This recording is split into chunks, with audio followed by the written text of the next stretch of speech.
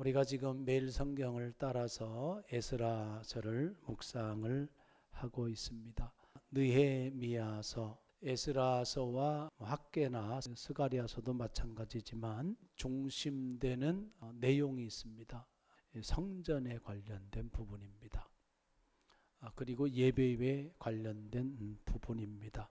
한마디로 말하면 성전 세우기, 이스라엘 백성들의 정체성과 관련이 되어져 있는 겁니다. 하나님과 이스라엘 백성들 간의 관계, 이스라엘 백성들 입장에서는 여호와가 우리 하나님이고, 또 하나님 입장에서는 이스라엘 백성이 내 백성이 되는 거고, 그래서 그것이 이스라엘 백성들의 정체성이거든요. 그런데 바벨론에 의해서 예루살렘이 멸망을 당하고 유다가 멸망을 당하잖아요. 그러면서 성전도 폐허가 되어져 버리고 맙니다. 많은 사람들이 또 포로로 끌려가기도 하고 1차, 2차, 3차에 걸쳐서 포로가 귀환하게 됩니다.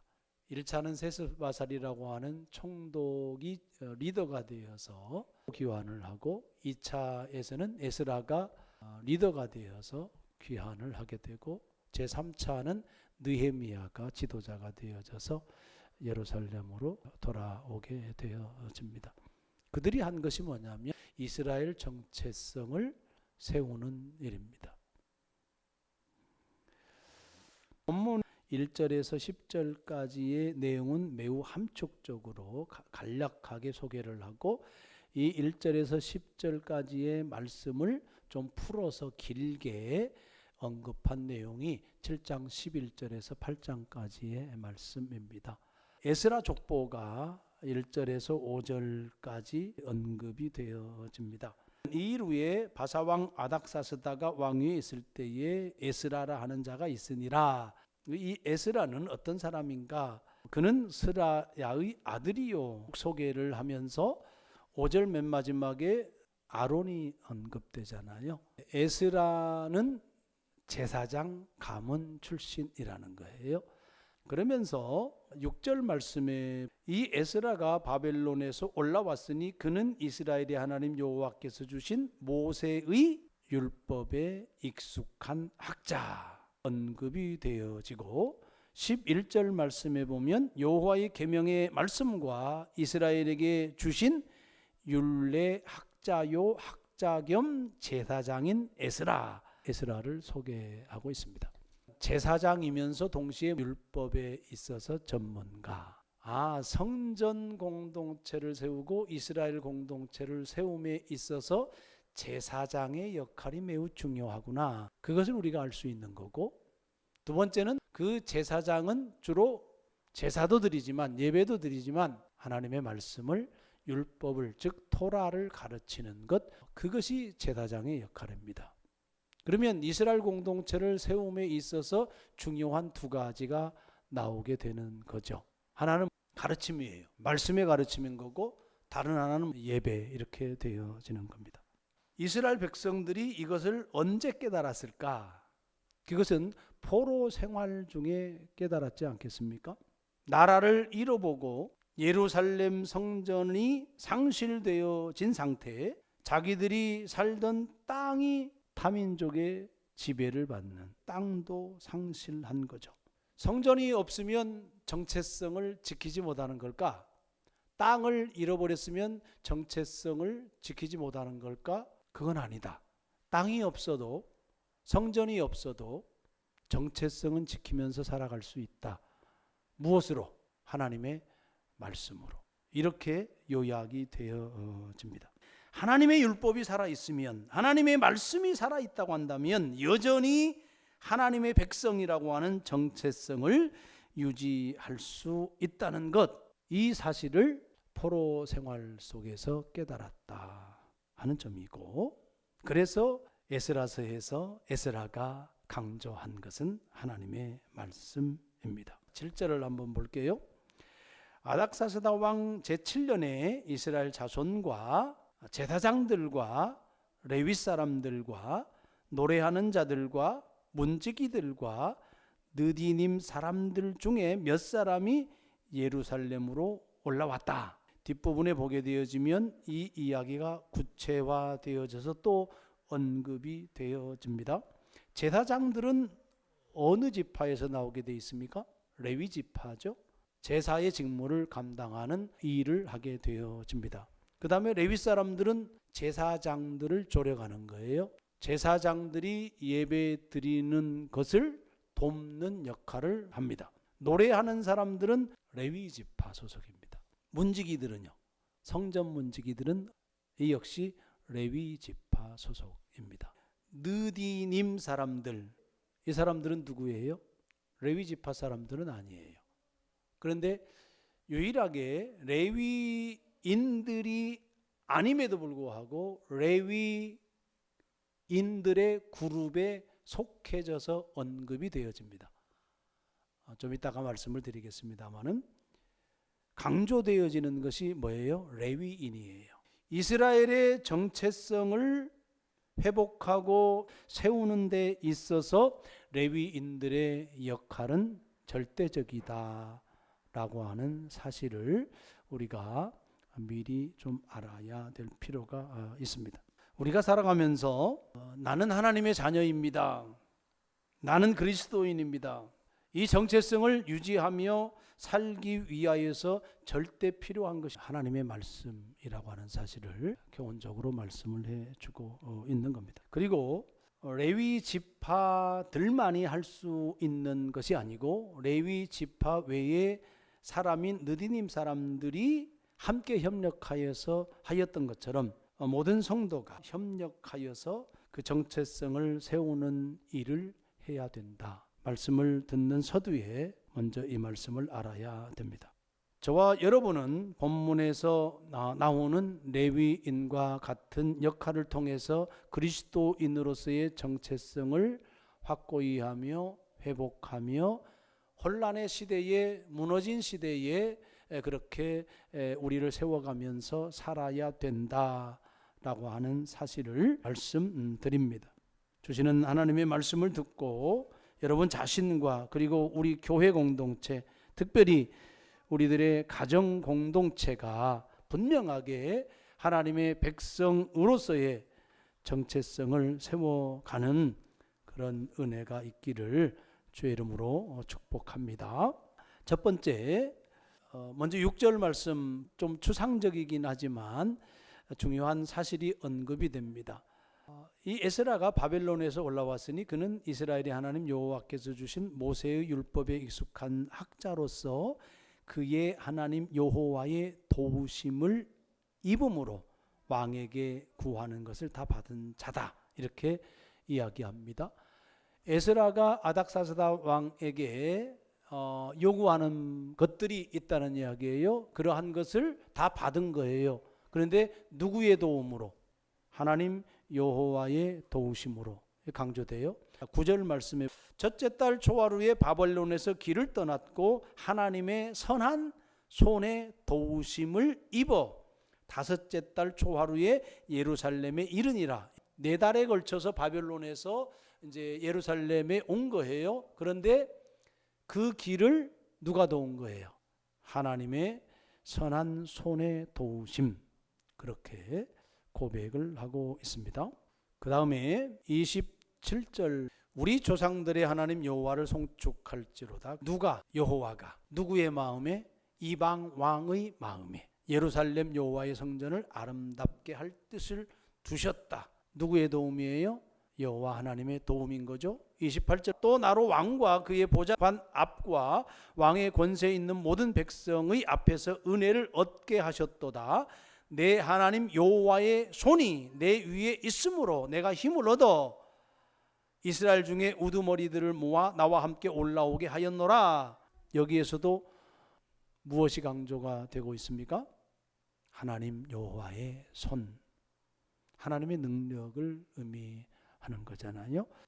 성전 세우기에 있어서 하나님 나라의 백성의 정체성을 세우기에 있어서 중요한 사실을 우리가 하나를 확인해야 될 것이 있어요. 나는 그리스도인입니다. 나는 하나님의 자녀입니다. 라고 살아가요, 우리가. 그런데 그걸 누가 원하냐는 거예요.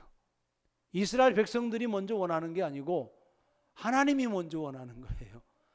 이스라엘 백성들의 필요가 문제가 아니고 하나님이 필요한 거예요. 하나님이 왕의 마음을 움직여 가지고 이방 왕을 통하여서 에스라에게 말씀하시고, 하나님이 보이지 않는 손이 작동함을 통하여서 그 일을 주권적으로 진행하고 있음을 강조가 되어진다라고 하는 사실입니다.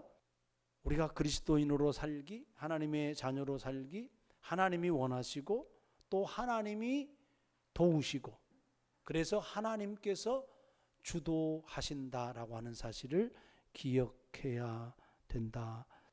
신앙인으로서 정체 혼란 가운데 있는 사람들에게 이런 질문을 한번 던져보면 어떻게 반응할까? 하나님의 손이 당신을 돕습니다. 어떻게 생각하세요? 글쎄, 언제 그 하나님의 능력이 나한테 온 거지? 말도 안 돼. 내 지혜로, 내 경험으로, 내 지식으로, 내 힘으로 그렇게 열심히 살았더니 이런 일이 있는 거지. 의심이나 불신을 드러낼 수도 있는 거예요.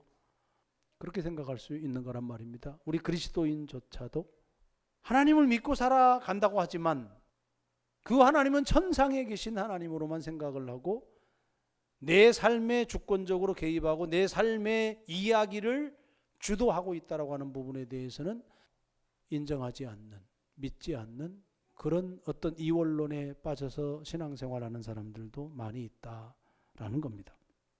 그런데 이렇게 반응할 수도 있습니다. 맞아, 하나님은 나와 함께 하셔. 언제나 그렇게 했어. 그분은 지금도 나를 돕고 계셔. 보이지 않는 하나님을 신뢰하면서 나의 시간, 나의 삶을 의탁하는 태도를 취할 수가 있다라는 겁니다. 레바논 선교사님 부부가 사역을 25년 이상을 했는데요. 최근에 한국에 나왔다가 다시 레바논으로 들어가려고 하는데 제동이 걸린 거예요. 그 목사님 선교사님은 허락, 그래서 레바논으로 들어갈 수 있어요. 그런데 그 아내 되는 선교사님은 거절을 당했어요. 25년 동안이나 그 지역에서 함께 사역을 했는데 요구하는 게 뭐냐? 직업을 가지고 들어와라. 그러면 비자를 내주겠다. 근데 직업이 없지 않습니까? 그러니까 남편 선교사님은 레바논으로 들어가고 아내 선교사님은 레바논에 들어가지 못하고 이집트로에 머물러 있다고 하더라고요. 그러면서 한국에 다시 들어와야 될 상황이다. 목사님 기도해 주십시오. 연락이 왔습니다. 그렇게 거절을 당했는데 분명히 하나님의 선한 뜻이 있을 것이고 하나님의 시간이 있는 거고 그때에 하나님께서 알지 못하는 어떠한 일을 하고 계시는 시간이라고 그렇게 생각하고 중보 기도하겠습니다. 이렇게 문자를 드렸습니다. 하나님의 능력이, 하나님의 손이 우리 가운데 지금 현재 보이지 않아요. 그럼에도 불구하고 에스라가 고백한 것은 뭐냐면 하나님께서 왕을 통해서 돕고 있습니다. 하나님께서 위험 속에서 보이지 않지만 보호하셔서 4달에 걸쳐서 예루살렘에 도착하게 했습니다. 이방 나라 왕을 통해서 재정적으로 후원하고 행정적으로 후원하고 적극적으로 그렇게 지원함을 통하여서 하나님 나라의 백성의 정체성을 회복할 수 있도록 하나님이 도와주시는 거예요. 위험한 여정 속에 대적과 길에 매복한 자의 손에서 건지셨다라고 고백을 합니다. 위험한 여정이었어요. 그 여정을 하나님께서 보호하시고 예루살렘에게 도착하게 했다. 그러면 우리가 이런 삶을 살아야 되는 거죠. 나는 하나님의 자녀입니다 라고 했을 때 보이지 않는 하나님의 손을 보는 영적인 눈이 있어야 되는 거죠. 전능하신 하나님, 보호하시는 하나님, 지키시는 하나님, 도우시는 하나님, 살피시는 하나님, 그것은 내 시간에 맞춰진 것이 아니고 내가 하는 일에 맞춰진 것이 아니고 내 경험에 맞추어진 것이 아니고 하나님의 시간에 맞춰져 있다. 하나님이 계획하신 것에 맞춰져 있다. 우리가 그것을 신뢰해야 되는 거예요. 내 시간에 맞춰진 것이 아니고 하나님의 시간이 있지. 내가 계획하고 내가 벌이는 일이 아니라 하나님이 계획하고 하나님이 벌이는 일이 있는 거지. 우리는 그것을 신뢰하고 인내하고 기다리고 기도하고 그런 믿음이 필요하다라는 말씀입니다. 하나님의 손을 통하여서 하나님의 일이 되어지고 우리가 그리스도인으로서 존재하고 또 세워가고 살아갈 수 있도록 도와주신다라는 사실을 기억하고 감사하고 그 하나님을 신뢰하며 살아가기를 주의 이름으로 축복합니다. 두 번째는 10절 말씀 보겠습니다. 에스라가 여호와의 율법을 연구하여 준행하며 율례와 규례를 이스라엘에게 가르치기로 결심했다. 자녀를 양육하면서 하나님이 너와 함께 하세요. 이런 말을 해주는 게 매우 중요하죠. 살아가면서 하나님의 도우심, 하나님의 은혜가 절대로 필요합니다. 제가 자주 얘기하지만 내가 여기 있는 것이 내 의지로 있는 게 아니잖아요. 저와 여러분의 만남이 제 의지로 만나졌나요? 그것이 아니잖아요. 그러니까 내가 할 수 있는 것은 사실은 제한적이거든요. 하나님의 인도하심과 하나님의 손 아래에서 하나님의 도우심 가운데에서 지금 여기에 우리들이 존재하고 있는 거예요. 그래서 하나님이 함께 하신다라고 하는 메시지를 던져주는 거 너무나도 중요합니다. 하지만 여러분, 자녀 양육이 하나님께서 함께 하신다라고 하는 그 메시지를 던지는 것만으로 충분한가요? 그렇지는 않습니다. 부모로서 아이들에게 해야 하는 역할을 해줘야 됩니다. 의식주를 공급해줘야 되죠. 돌봐줘야 되는 거예요. 교과 과정에 맞춰서 공부를 시켜야 되잖아요. 신앙적으로는 어떻습니까?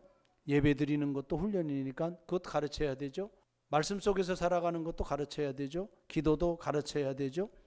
그리고 부모가 가르친 대로 먼저 어떻게 해야 돼요? 행하는 게 중요한 거죠. 야, 책임감이 중요한 거야 라고 했을 때 부모가 먼저 책임 있는 삶을 살아야 되는 거죠. 우리가 하나님 앞에서 사람 앞에서 정직한 삶이 중요한 거야 라고 가르쳤다고 한다면 부모가 어떻게 해야 돼요? 하나님과 사람 앞에서 정직한 삶을 살아야 되는 거예요. 에스라의 결단이 세 가지입니다. 여호와의 율법을 연구하는 것입니다. 그 말씀을 삶으로 실천하는 겁니다. 세 번째는 가르치는 거예요. 그 박지성 선수 알죠? 축구 선수. 그분이 지금 한참 꿈을 가지고 선수로 뛰고 있는 그 어린 학생들 방문해서 물어보는 게 있답니다. 유럽 가고 싶은 사람, 그리고 90%가 손든대요. 또 질문한답니다. 영어 공부하고 있는 사람 한 사람도 손을 안 든대요.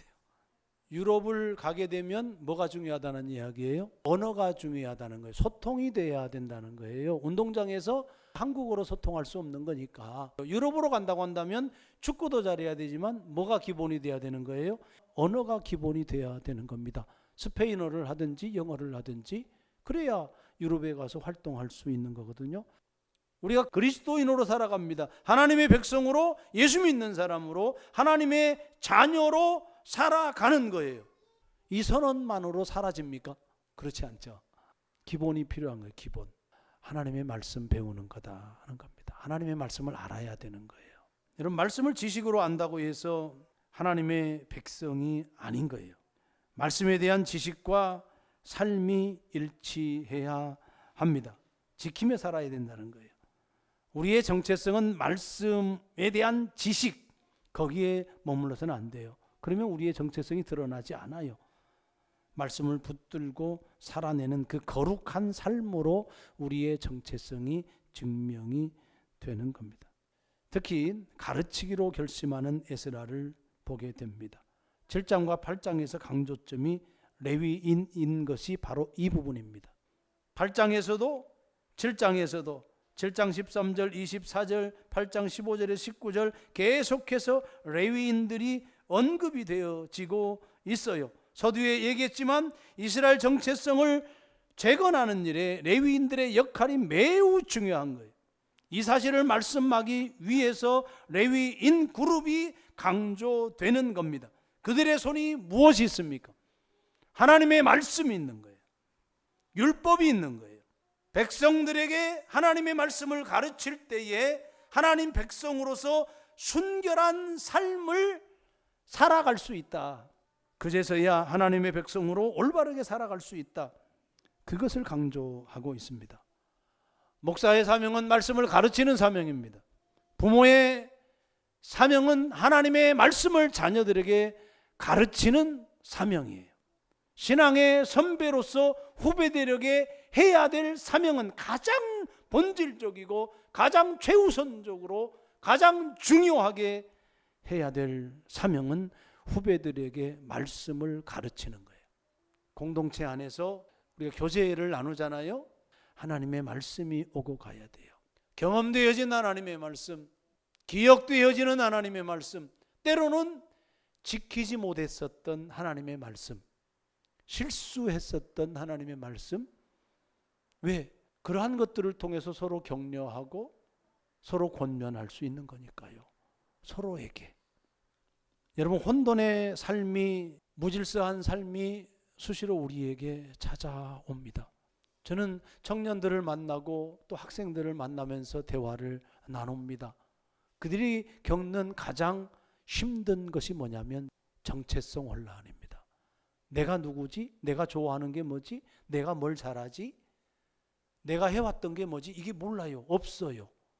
그때에 여러분 필요한 것이 뭐냐면 결국은 하나님의 말씀입니다. 그리고 경험되어지는 하나님의 말씀이 중요하다는 거예요. 제가 말씀드리고 싶은 것은 경험되어지는 하나님의 말씀이에요. 에스라가 말씀을 연구하고 준행하잖아요. 경험한다는 이야기예요. 삶을 통해서 행한다는 이야기는 삶을 통해서 경험하는 거예요. 경험이 중요해요. 하나님의 말씀을 경험하는 게 중요하다고. 그리고 고백하는 게 중요해요. 무엇으로 가르치겠어요? 지식으로 가르치겠어요? 에스라가 경험되어진 하나님의 말씀을 가르치기 때문에 힘이 있는 거잖아요.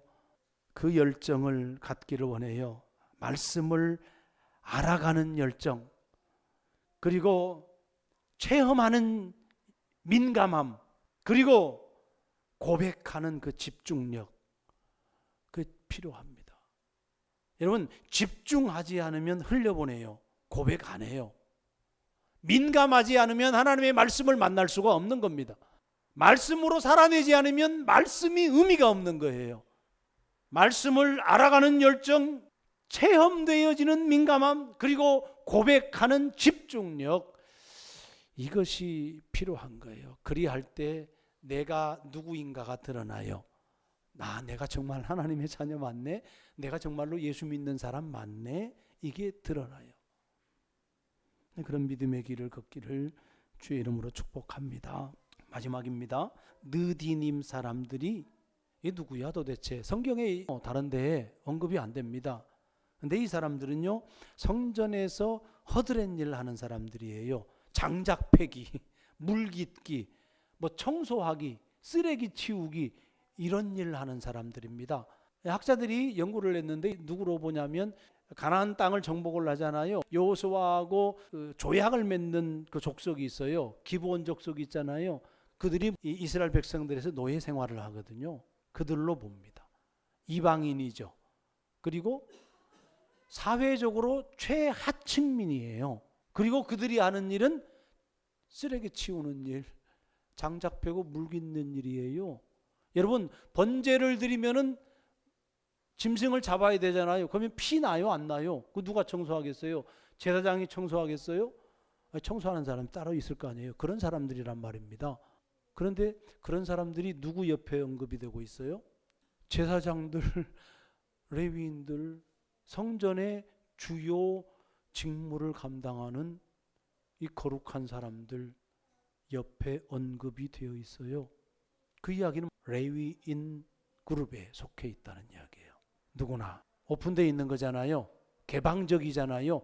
성전을 재건하는 일에 매우 개방적인 거예요. 포용적인 거예요. 최하층민으로 살아가는 사람들의 협력이 필요하다는 거예요. 그들의 직무도 거룩한 일이라고 하는 이야기예요. 여러분, 대제사장만으로 가능해요? 제사장 그룹만으로 가능해요? 노래하는 사람들, 성전 문 지키는 사람들, 이 사람들만으로 성전 재건이 가능합니까? 불가능하죠. 누구도 필요한 거예요. 최하층민으로서 허드렛 일을 하는 이 사람들도 필요한 거예요. 이 아름다운 하나님 나라 공동체의 모습을 보여주고 아름다운 교회 공동체의 모습을 보여주는 거잖아요.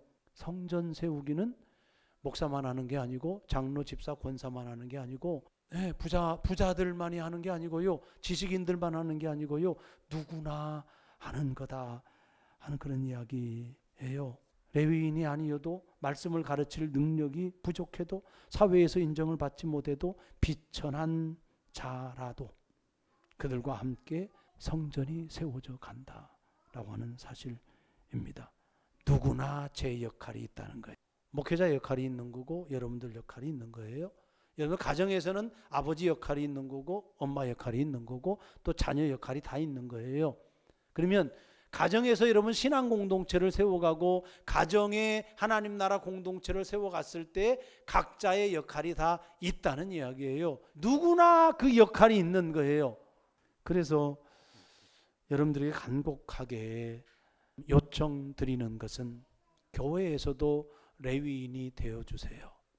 느디님 사람이 되어주세요. 교회 공동체가 거룩해지도록 한우리 교회가 거룩한 향이 날 수 있도록 그렇게 레위인이 되어주세요. 두 번째는 여러분 가정이 중요하잖아요. 여러분 가정에서 레위인이 되어주세요. 우리가 이 가치를 알고 그 의미 속에서 살아나가야 되는 거죠. 왜 교회 다닙니까? 왜 신앙을 갖습니까? 왜 우리가 말씀을 읽습니까? 왜 우리가 하나님 나라를 이야기하며 그리스도인을 얘기하며 예수 믿는 사람을 이야기하며 살아갑니까? 저는 이거라고 생각해요. 하나님의 말씀을 살아내는 것, 가정에서, 내 삶의 터전에서, 이 세상에서, 그것이 우리의 정체성이고 우리가 해야 될 일이다. 그렇게 하나님의 나라를 세워가고 다른 정체성을 가지고 주의 복음을 증언하며 살아가는 우리 모두가 되기를 주의 이름으로 간절히 축복합니다.